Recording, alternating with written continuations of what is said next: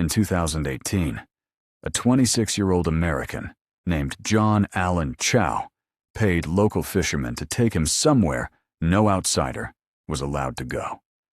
A small, hidden island in the Indian Ocean. He believed he was chosen by God to bring faith to the world's last uncontacted tribe. When he stepped onto the beach, he held a Bible in his hands. The response was immediate. An arrow, fired by a young boy, struck the Bible itself. John retreated, but he came back. This time, he never returned. This is the real story of North Sentinel Island, the place the world calls the island that kills every visitors. Deep in the Bay of Bengal lies a small, densely forested island. From above, it looks like paradise. But on the ground lived the Sentinelese, a tribe that has remained isolated for possibly 60,000 years. That means their culture existed before the last ice age, before cities, before modern civilization itself. No one knows how many of them exist. Maybe 50, maybe a few hundred. They survive as hunter-gatherers, living off the forest and the sea. But what truly defines them is this: they violently reject all outsiders, and they always have. Why the island is forbidden for centuries, nearly every attempt to approach this island has ended the same way, with arrows. To protect both the tribe and the outside world, the Indian government created a 3-mile exclusion zone around the island. No one is allowed to land. No contact. No missions. No rescue attempts. North Sentinel Island is treated not as territory, but as a human sanctuary. But this hostility didn't appear randomly. It was learned, forged through trauma. The First Blood, 1867. In 1867, an Indian merchant ship called the Nineveh crashed into the island's coral reef. The survivors reached the shore, only to be attacked immediately. They fought back with sticks and stones until a British Navy ship rescued them. For the Sentinelese, this was the first lesson. Strangers arrive with violence. The Kidnapping, 1880.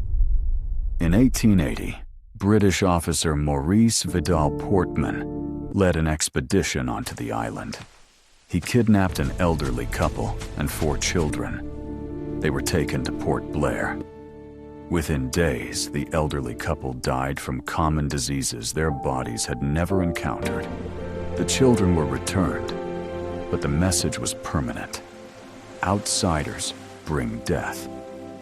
That story likely lives on in Sentinelese memory to this day. Modern encounters. In 1981, a cargo ship ran aground near the island. For days, the crew watched in terror as Sentinelese men on the beach prepared weapons and boats. They were rescued by helicopter. But the ship was abandoned. The tribe scavenged it, turning modern steel into deadly arrowheads. Even our trash became a weapon. Failed friendship in the late 20th century, Indian anthropologists tried peaceful contact. They left gifts, coconuts, tools, supplies. Sometimes the tribe accepted them. Sometimes they fired arrows. In 1991, a brief miracle occurred. The Sentinelese approached unarmed and took coconuts directly from human hands. But it didn't last. By 1997, India ended all contact attempts. The tribe's message was clear: leave us alone. The 2006 killings. In 2006, 2 fishermen drifted ashore by accident.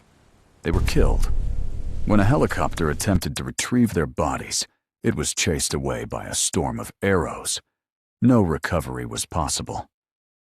John Allen Chau, 2018.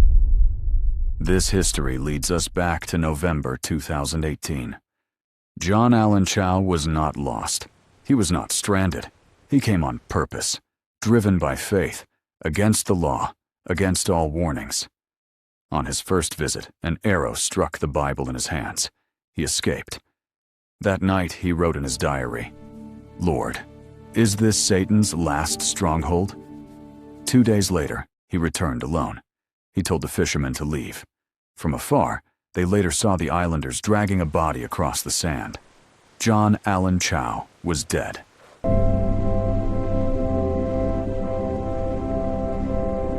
North Sentinel Island just a land of killers? No. The truth is far more disturbing. The Sentinelese are not violent by nature. They are violent by necessity. Their greatest enemy is not outsiders. It is disease, a simple flu, a cold, measles. To us, minor illnesses. To them, an extinction event. Their arrows are not weapons of hatred. They are a quarantine, a survival system that has worked for thousands of years. The tsunami moment in 2004, a massive tsunami devastated the region. A helicopter flew over North Sentinel Island to check for survivors. A Sentinelese man stepped onto the beach and fired an arrow at it, not in anger, but in defiance. We are alive, and we want to be left alone.